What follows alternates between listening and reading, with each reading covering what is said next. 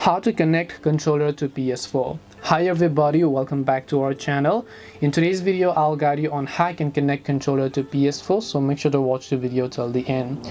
Let's say you basically brought a new controller, or maybe you're just trying to switch your controllers, but then your controllers are not working at all on your PS4 even if you go ahead and then press the PS button over here.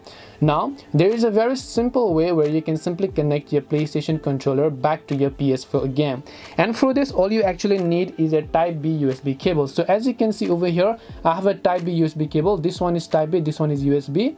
This one right over here you need to connect to your PS4 console, and the other end you need to connect to your PlayStation controller. So if you look on my controller over here, you can see a Type B USB port over here. You want to make sure to simply connect the cable there, and as you connect the cable there, the other end you simply need to connect to your PlayStation console, which you're going to find at the front of your PlayStation controller.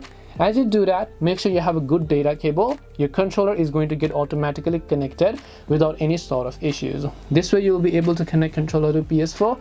Hope this video was helpful. If you have any questions, feel free to leave them down. Thank you for watching and see you in the next video.